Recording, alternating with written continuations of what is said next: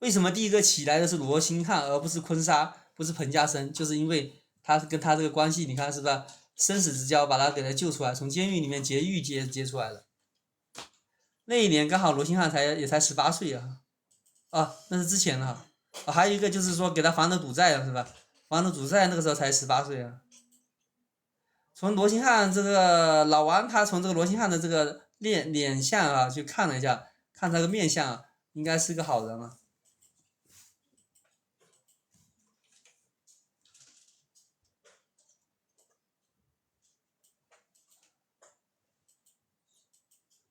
等到后面李米这个退了之后啊，就是李米这个被蒋介石叫回到台湾之后，然后这个当时缅北的这个共产党势力是很厉害啊，当时很厉害，就是彭家声嘛是吧？彭家声好像后面是投共的嘛，到共产党这边，然后没事就到云南这边拉点部队过去。他当时跟这个罗兴汉两个是对着干是吧？在果敢这个地方，果敢跟这个彭家声两个人干起来了，在老街这些地方，在老街还有这个果敢这一片地这个地方，历史上就烧过两个，一个是日本人烧的，另外一个就是罗兴汉烧的。他没办法，他说他对方不讲武德，又打不过是吧？一打过去，那个彭家声他就又逃回到云南过了2年换了一些装备过来，又很牛逼了，一点辙都没有。把那个好像把我们的门关一下。然后又打不过是吧？那没办法，然后他又开始比如说他逃回到缅北，又跟这个罗兴汉又干架，干完之后又打不过了，然后他又跑到云南摇身一变，又这个可能拉了更牛逼的武器啊，又回来，就这样反反复复，别人这个罗兴汉一生气就把整个就相当于把他那个就跟学日本人的那个就相当于三清政策一样了，把整个缅北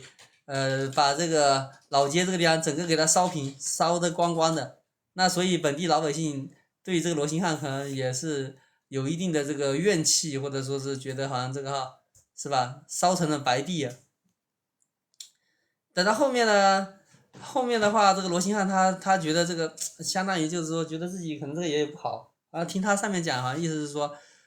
自己后面也为了赎罪还是什么意思啊？后面去给他那边可能也是给了一定的资助等等。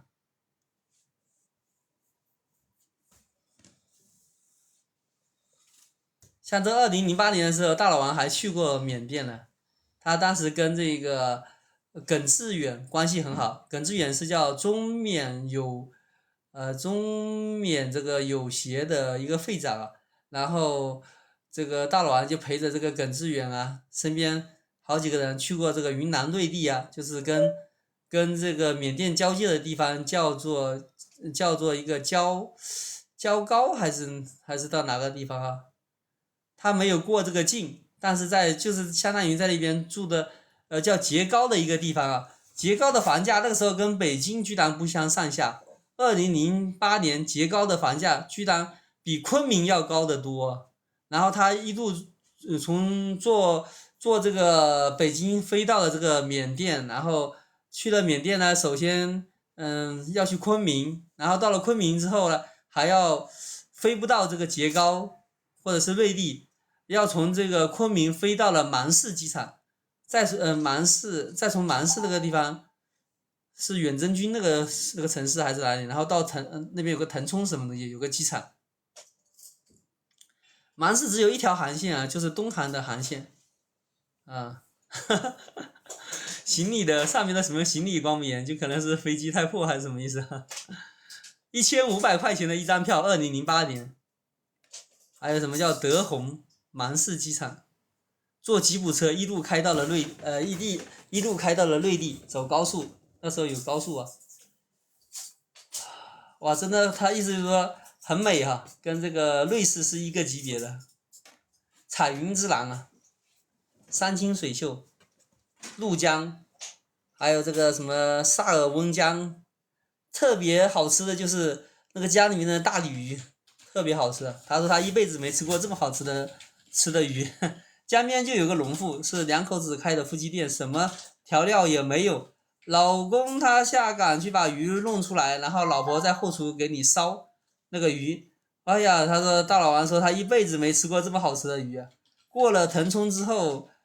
到了这个内地，也就到了这个中缅边境，那个时候呢，到处都是漏洞。看来那个时候想去那个缅甸还是很好啊，骑个电动车直接就过去了，穿梭边境，如履平地。中国最繁华的这个匪玉交易市场，也就是还有这个海洛因交易市场。还为什么讲这个叫罗兴汉叫海外孤宗呢？因为他不卖毒品到这个中国，包括这个罗兴汉被灭了之后，那个坤沙和这个罗兴汉这两个都不往中国运海洛因的，所以说，等这个罗兴汉去烤面包之后啊，是70年代这个坤沙起来，坤沙它是相当于这个海洛因卖的垄断了金三角70%的货，连那个小布什都要剿灭它，但是他就不卖给这个中国。坤沙是第2代毒王，小布什总统当时说过要灭了坤沙说了一句话把中国人都感动的说，我们这个毒品不往中国卖，我们只卖给美国。但是中国公安部也好，还有这些缉毒干警也好，都觉得这个坤沙是这个中国的海外孤宗。后来没想到这个坤沙被这个美国联合这个什么 CIA 啊、印度啊还有缅甸啊一起给做掉，那个坤沙真的是被干掉了，不像是这个罗兴汉啊，罗兴汉相当于是投降给缅甸政府啊，向缅甸政府投降啊，所以说保了一命啊，包括后面成为了缅甸的然后开了面包店，沉浮了几年之后，然后跟那个缅甸的军政府的大员关系又很好，是吧？成了莫逆之交，然后给了他很多特权，结果的话成了缅甸开这个高速啊，还有开这个港口啊，还有都是这些什么收费啊，还有什么机场什么等等，反正后面成为了缅甸这边首富。人的命就是不一样哈，一样是毒枭的出身，结果后面都不一样，可能跟这个人的，哎呀，这个一个是命吧，一个是什么时也运也哈。虽然说这2个人都很好，都不往中国卖。你看，等到后面这个罗兴汉一挂了之后，我操，出了几千个毒枭，是吧？不是，从这坤沙被灭了之后，就是有几千个毒枭啊，都往中国卖。中国不是离得近吗？然后98年成立了这个禁毒局，公安部那个时候之前是没有禁毒局的，98年成立的。当时这个别人罗兴汉他们以前卖的都是很好的，比如说4号海洛因啊等等啊，是吧？都是这个拳头产品，纯度号称99.9%，都是全绿色无化学成分的，绝不是预制的海洛因啊，上好的毒品啊。然后他这个是卖到美国，然后通过香港，然后香港之后后面又反而卖过来，卖到中国一点，他们是香港的2道贩子卖过来的，他们这个卖绝对不会从云南那边入境，他们都不卖这个。等到后面的那些几千个毒枭就不一样了，就没有这个政治觉悟了。小布什当时这个坤沙是吧？所在的时候就是小布什就是当总统的时候，布什在这个禁毒上面花了2亿美元。美国有个叫禁毒局，叫什么 DEC， 拨了2万，专门是对付这些偷对付这个什么东南亚毒品的。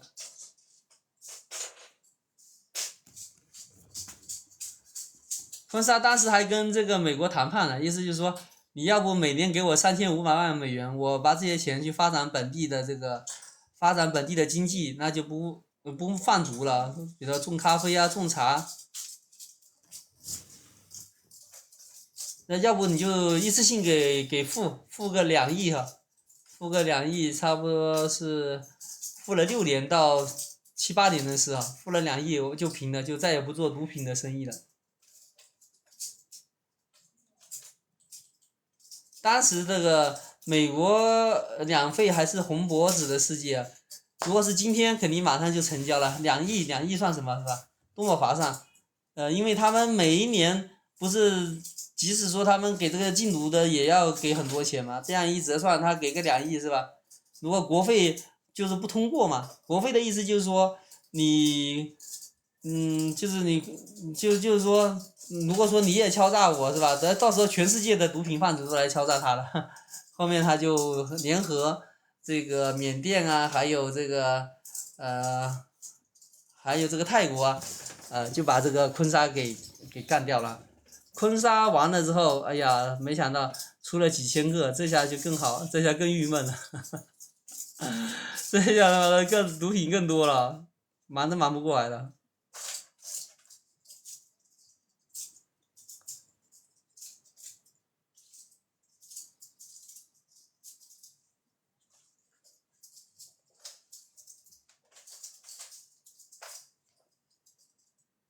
哎呀，大老王还讲了一个，就有人给他提议啊，就拿信教的一个飞镖啊，他有人给他取了个叫恩熙啊，他说不行恩熙啊，恩熙大老王说这个要改啊，这个叫脑残啊，翻译过来啊，这个要给他改一下。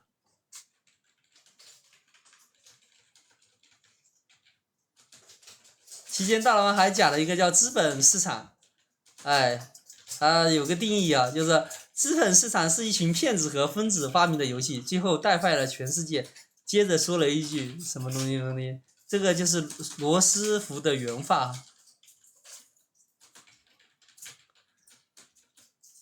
华尔街的一帮疯子和骗子，这帮疯子和骗子发明了资本市场的游戏后，就认认真真坐在这个桌牌上玩，然后不下去，有赢有输，认认真真玩，以至于正常人觉得很好奇，也过来看了一眼他们在干什么。然后正常人看了一眼之后，马上又都变成了骗子和疯子，这个就是牌桌游戏，也就是资本世界传染到全世界，牌桌越来越大，最后传到全世界。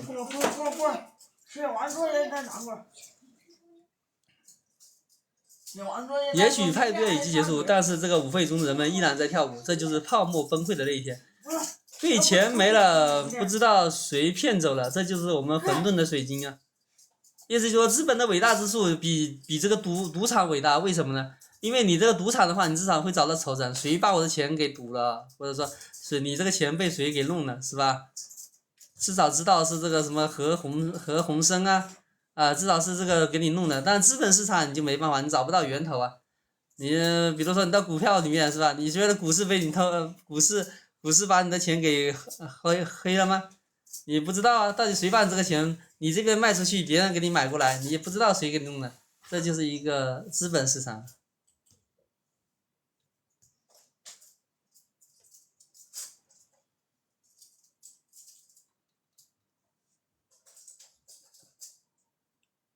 宵夜的体系，他说这个很好的宵夜体系，不然你这个业力，有业力你就玩不大，不然有业力玩不大，这样就相当于没有业力了。欠债还钱，你到资本市场进去之后，你不知道这个钱给谁了，这样的话想想也对哈，是吧？你这个事情没大起来，都有点，是不是那个法不责众的翻版？这个我们不好说，也说不来啊。没达到大佬王的那样的一个思想的境界吧，没有别人那个眼界领悟不够啊。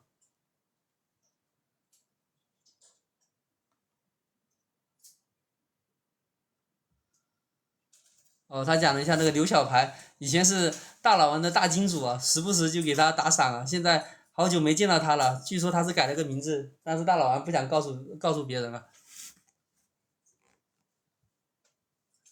哇，这个大佬王很牛逼啊！他说他当时讲了一下这个毛岸英故事的那几期的时候，打赏居然达到了1300美元，300美元啊！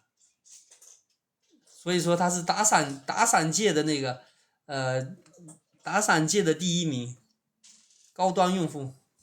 他这边来的都是高端